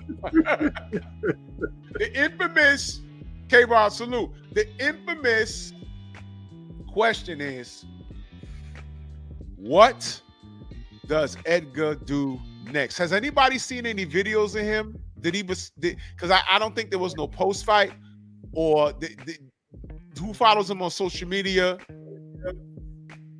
I want to know what's going on. Berlanga, if y'all don't know, he bit somebody on the neck. Y'all know he forfeited his purse, and not for nothing. That night, because I think that might have been on ESPN. I think, if I'm not mistaken, in a hospital. Damn, hope he's okay. Damn, that's fucked up. When he bit that dude, they took his whole purse. If I remember correctly, I think they took his whole purse for that. And when he did that, you gotta understand, man, there are certain character flaws that I see in these fighters. See, when he did that, I was like, you know, when you come in the part mentally that you gotta bite somebody, look at this. Anybody that bit somebody, what always happens? Mike Tyson bit Holyfield. And, you know, he was getting knocked around the ring. And he continued to get knocked around the ring after that. Look what happened to Berlanga just now.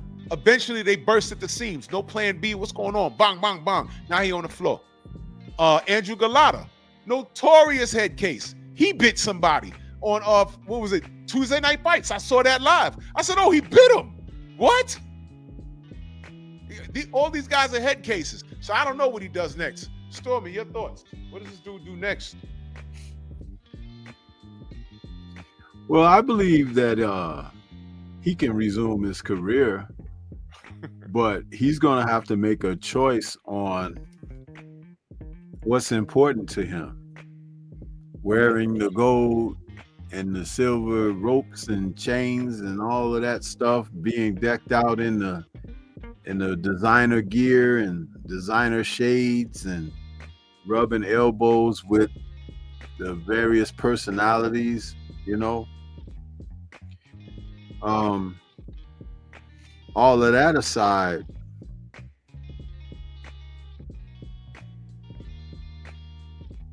I think he's tapped out as to where he is going to be.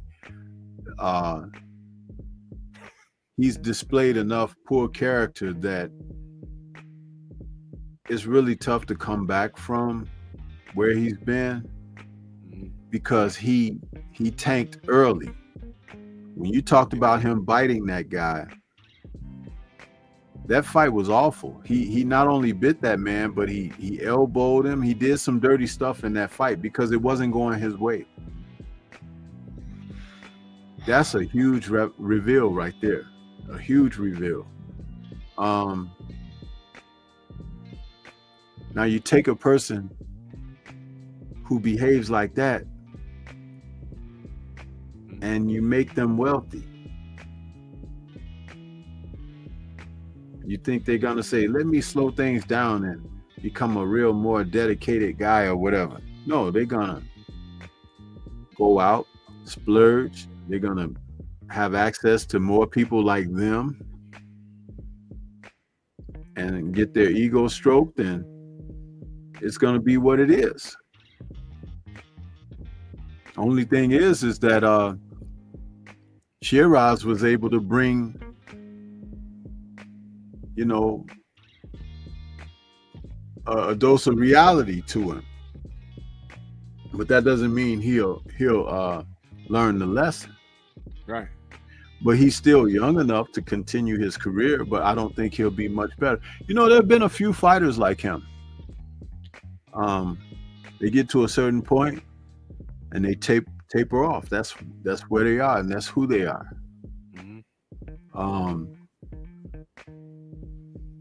He may even get an upset down the line in the future if he continues to box, but it won't be because, oh, he's back.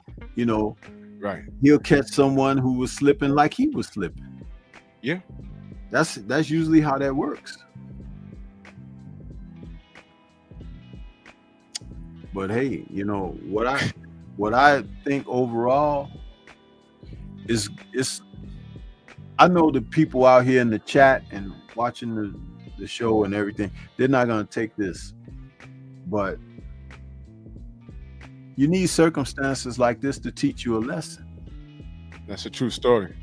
It's a lesson that you learn on someone else's behalf. You don't have to always go through something to learn yourself, but when you can be observant and say, wow, that's kind of jacked up. I don't want that to happen to me. That kind of thing. And then even if you're not a boxer or whatever, it's a metaphor for like life. But a lot of people don't get that lesson, man. That's why you still got people cutting you off in traffic every day. People try to step in front of you in the grocery line in the store. People being very dismissive and disrespectful of you and your presence, with being profane and foul and things of that nature. It's like people don't learn their lesson, man. But we don't know if whether he's going to learn. See, this loss might be the best thing for him, but it's about how he comes back. Now, the thing with him is, when he got the Canelo fight, not only did I say he doesn't need to be in the ring with Canelo right now, but I don't think skill set wise he ever would be in the ring with Canelo. It never made sense to me. Check And this out. Mhm. When Daniel Dubois dropped AJ in their fight, I think it was that second time he dropped him. You remember when AJ got up and was pumping his chest like this? Yep. Looking out into the audience. When Berlanga got dropped, he was pumping his gloves. Remember that? Yeah. What do you think that meant coming from both of those men? And I'm using them as an example because it was two high-profile fights. But what do you think that meant coming from both men? If you think it's the same thing coming from both, you can say that. No. But if you think it's different things coming from, okay, what do you think Me it is was? different. Anthony Joshua. What I will say about him is that now after the Usyk losses,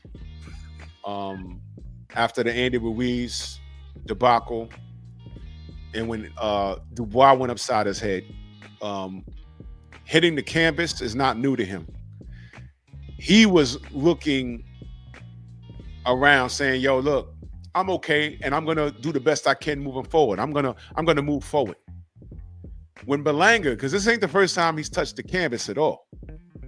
Canelo dropped him. He got dropped when he fought on the Wilder Fury 3. He fought on that card. He got dropped in that fight. And he got dropped last night. When he smashes his gloves together, he's like, damn, like, damn. He's a bit embarrassed. He's like, oh shit, oh man, now let me get up. The problem is, when you get up off the floor, you don't fix any damn thing. He didn't fix anything.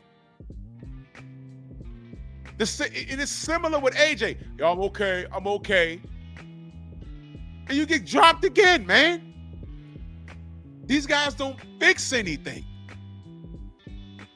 And that's a problem. Before I give it to you, Stormy, Mr. Shelton, he says Tank bit Lamont Roach. Yeah, y'all better pay attention to that. Tank bit Lamont Roach. Main Biker says David Price bit Cash Ali on the belly. I remember that. Pause. I remember that. David Price, y'all. Yeah, where he at? See? You see what I mean? Go ahead, Stormy. Well, personally, I think it's the same thing. Mm-hmm.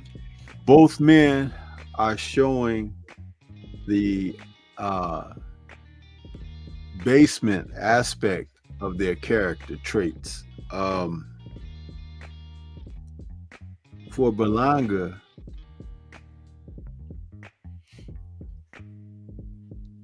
someone in the chat wrote that he was trying to hype himself up.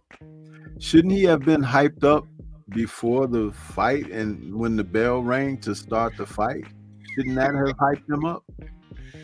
Yeah. But see, the embarrassment could be a factor if they were smart enough to be embarrassed. They're not smart enough to be embarrassed, which is why they behave like they do. Yeah. If I'm embarrassed, I am going to be protective of that which my embarrassment, where my embarrassment lies. So if that means getting rocked, getting shaken up or whatever, I'm going to be sharp. I'm going to be watching, dialed in, playing in, tuned in. Okay. Now,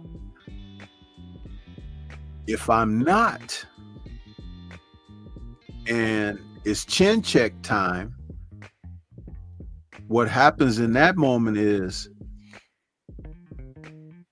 you don't have a sense of embarrassment, but you do have a sense of negligent to the fact that it could happen to you.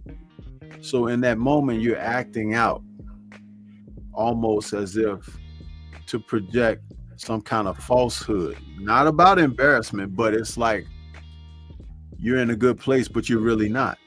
Being on the canvas is never a good place to be. No. So psychological wise, when these young men behave like that, the reality is they have nothing else to do or display. The fact that he said, "Oh shit," to Hamza in there while they were fighting and got hit and caught with something means that he was alerted to the possibility of something that he had not expected. Why not? The guy is 6'4". He's as big as you are. He does have knockouts on his record. A lot of them. So why do you not think that it can happen to you? See, the fact that you're not smart enough to be protective of self. This is why you see these young people out here, they go outside and they do stupid stuff and end up in life-threatening circumstances. Mm-hmm. With no shame. With no sense of, let me take care. Let there be precaution. You see, these things are real, man. And then you have cornermen who are just there to make that payday. Can I point something out? And by the way, wait, hold on. Let me read this. Kawhi Elliott says, Drew, you see Tank was trolling Edgar. Edgar wife called him Ike Turner. Tank don't need to be trolling nobody. He just got out of prison. Or not out of prison. He just got arrested the other day.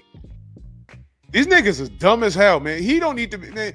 At least Edgar ain't get arrested, man. What's wrong, man? I don't want, man, that's crazy. My brother Thomas, he says, here's the problem for Berlanga. He burnt too many bridges. What promoter is going to want to work with him now? Berlanga is going to have to start fighting on Pro Box now. That is, if he wants to fight again. And salute to you. I wanna touch on that for a second. Speaking of Pro Box, Cedric Taylor in that super chat salute. He says Berlanga was an accident waiting to happen. Steve Level Scales is a fighter. He got hurt and wanted to play patty cake. Oh shit, that's bad. Salute to you. Now, who did we see fighting on Pro Box from Brooklyn? Who we had, well, the world had kind of like high expectations for. But the last time we saw him, he was on Pro Box, and we don't know what he's doing now. I'll give y'all a hint. I call him Elmo. Where's he? This was another guy that was held to a high standard, running around, running his mouth, wearing a Mexican sombrero, wearing it backwards, by the way. My people, these people. My people, these people. Remember that? See, I remember shit like this. Where's Chris Colbert right now?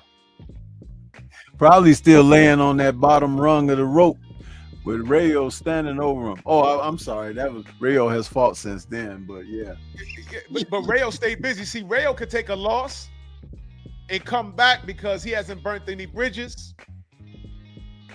He can make adjustments, and he ain't feeling himself. You see, when will you knuckle draggers understand that y'all can't do what other non-blacks can't do?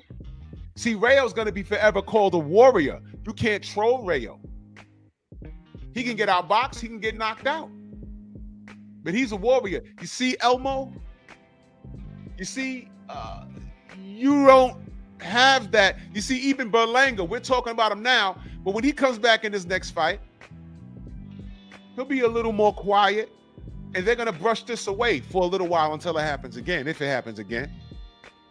You see, Chris, you don't have that courtesy, stupid. And this is what we was telling you before, stupid. I don't care how many colors, multicolor sombreros you have, stupid. Now, if Edgar burnt so many bridges that nobody's going to want to work with him, he'll be up on Pro Box. Listen, it's not safe there either. Pro Box got some fire cards. They'll yank somebody from the, matter of fact, Stormy, wasn't there like a Cuban guy on there that was fighting at 68 a few events ago? Yeah. They do that cornrows or something. Yeah. I can't remember, but he's nice. And if Edgar's fighting to his level of competition, he might get packed up again. And if you go down there and lose, it's over. Where's Chris Colbert? Last time I saw him, he was on Pro Box, and he got stopped by some Mexican dude. I don't even know the dude's name. You see how God works? You wear sombreros. Who stopped you? Somebody that wears a sombrero. Matter of fact, in all fairness, I don't even know if dude was Mexican. Was he? I don't know. Brian De Leon, I think that's him. I think that's him. He fights at 68.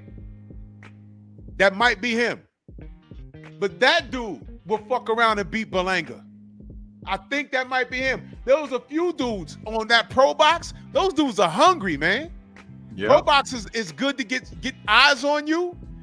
Pro box is equivalent to ESPN Friday night fights back in the days, or Tuesday night fights on USA. Those guys were looking for that HBO push. You fight here, you get some, and then you get the call. Those guys on pro box are looking for the call, and the superstars that are there are looking to get recalled. So if Edgar pops up on pro box, it ain't safe there either, because now it's out on him. They're looking at what Sheeraz did to him, and we don't know what his confidence is now. We don't know. We don't know. But where's Chris Colbert now? He's not even fighting on opening cards anymore. This is disgusting.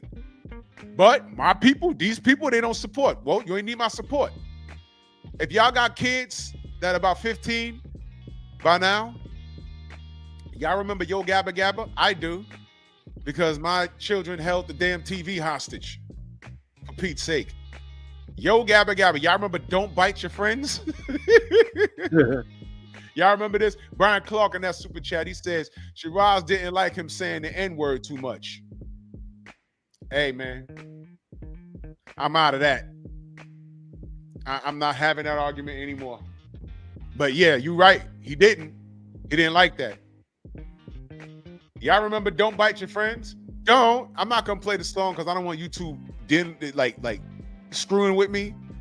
But y'all go ahead and YouTube this. It's called Don't Bite Your Friends by Yo Gabba Gabba. Don't bite your friends. Thomas says, I saw him a couple of months ago in a Newark at a fight. He lives in Jersey with some white girl. The word is he loves to party. That was a real quote from his trainer. You talking about Chris Colbert? It's over for him. It's over for him. It's over for him. And you see, mentally, he's checked out. He's checked out. It's over for him. After a loss like how Colbert lost,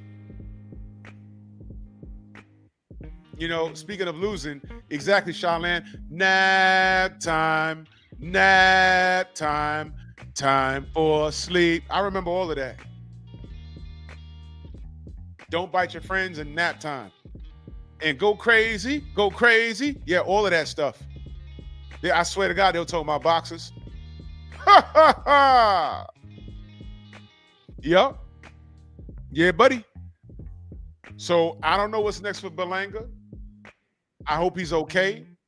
I hope he made a lot of money. And there's only one way to go from here. There's a fork in the road. All right? Build yourself up. Right? Because there's no light work. You don't fought Canelo and you got stopped by Sheeraz. You got to get back in the saddle. Who does he do it against? I don't know. Because I don't know what the favorites was on this. But I think Sheeraz was the underdog. Well, if you bet on Sheeraz, you counting money right now. Main biker back in that super chat. He said Berlanga hit his gloves together more than he hit Thompson. Good night. Oh shit, where's Victor? Man, well, I ain't gonna belabor the point, man. I'll see y'all in the morning. Nerd Zone Culture tomorrow, 9 p.m. Eastern Standard Time. We're gonna be discussing how these movies, these superhero movies, left us hanging. And I got a lot of shit to say. Yeah, it's unfortunate, but it has happened, man. They've done that to us. It's frustrating. And, Stormy, and let me know now with the reports of what's going on with this new James Gunn Superman film,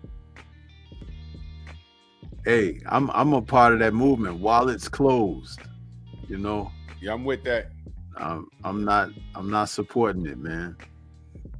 What they did to Henry Cavill, it's a disgrace. Imagine that, bro. It's like you are that person. You work your job, you do what you do, and you know, some kind of way you get laid off, but then they call you back and they say, hey, you know, this is your position. It's here for you. You can go out, be comfortable and confident that this is your thing now. And then they come back again and say, oh, no, we don't want you. That's very unprofessional. It's one of the worst things I've seen happen. So it's the director's egos, it's the writer's egos, and they claim they're doing this for us. No, they're doing it for themselves. So I'll save my money. I'll save my money, and they can have a good day. Let them know they can find you, good brother. Everybody can find me right here on YouTube. Stormy B-Man is the channel. That's Stormy B-Man in all caps with no cap. Yeah. Oh, and plug the your Kung Fu channel. Stormy B-Man's Temple of Kung Fu and Entertainment. The channel is growing very well. Over 30,000 views to the channel. Almost 200 subs now. And it just launched like a little more than 3 weeks ago. So channel is popping. We on the road to 1,000 on that Kung Fu channel. And everything you ever wanted to know about those Shaw Brothers and those Golden Harvest films, it's over there.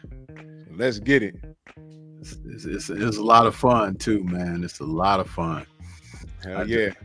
I just had a delivery of a couple of more titles. So, yeah.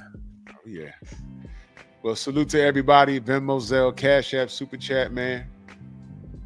I'll be here in the AM. You know what I mean? Pep Talk tomorrow night. And go subscribe to the Patreon. I got some fire content I'm about to upload because I take the gloves off over there. My next live, well, I'm going to try and go live. There's a way to go live on Patreon. I haven't figured it out yet.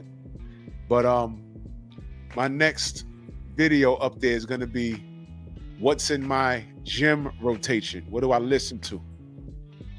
You don't want to miss that. What do I listen to?